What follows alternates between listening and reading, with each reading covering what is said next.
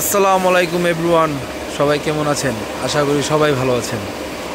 আমার অনেক দিনের ইচ্ছা ছিল আমার গাড়িটাকে আমি বডি কিট করাবো, একটু মোড করাবো। খুব শখ করে আমি আমার গাড়িটাকে ফাইনালি মোড করালাম। এখন হচ্ছে আমার গাড়ির পেইন্টিংয়ের কাজ চলছে, সামনে ঈদ, তাই খুব তাড়াতাড়ি যত ক্লিয়ারলি সম্ভব করছি। আসলাম আমাদের এই এলাকার এক বড় ভাইয়ের গ্যারেজে, উনি নিজে তত্ত্বাবধান করে আমার গাড়িটাকে পেইন্ট করে দিচ্ছে।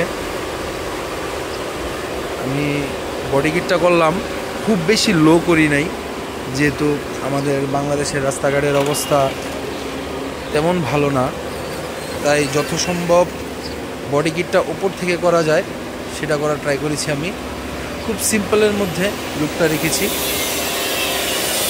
এই হচ্ছে আমার গাড়ির সাইড লুক।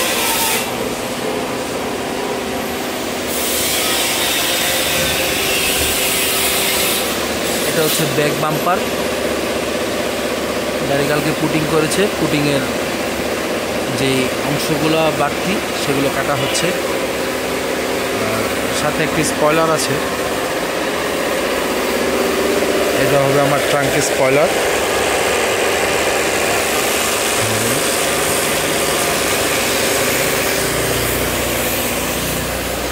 গাড়ি একেবারে বর্তমানে ময়লা অবস্থায় আছে, কালকে অনেক বৃষ্টি হয়েছে, তো ডাস্ট ময়লা হচ্ছে অবস্থা। ভেতরের অবস্থাও খুব খারাপ, গাড়ির চারদিকে ময়লা আবর্জনা।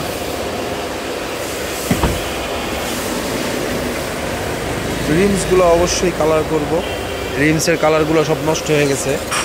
রিমসের কালার হয়তো চেঞ্জ করব, নয়তো যে কালার আছে ওটাতেই আবার নতুন করে পেইন্ট করব।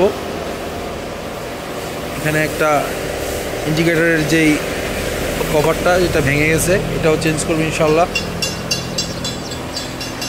আর এইভাবে বাকি সব গাড়ি ঠিক আছে, আদার্স গাড়ির কোথাও কোনো প্রবলেম নেই আমার, আলহামদুলিল্লাহ।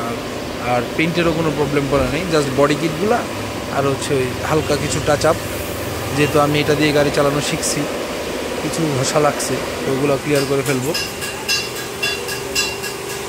এখানে হচ্ছে আমার ম্যাচ গ্রিলটা রাখা আছে সামনে, ম্যাচ গ্রিলটাও আফটার মার্কেট কিট করা।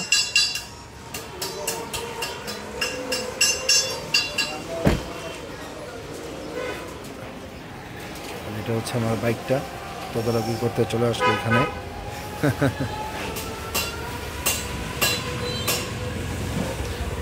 তো দেখা যাক রং করার পর, সমস্ত কাজ শেষ হওয়ার পর গাড়ির ফাইনাল লুক কি আসে।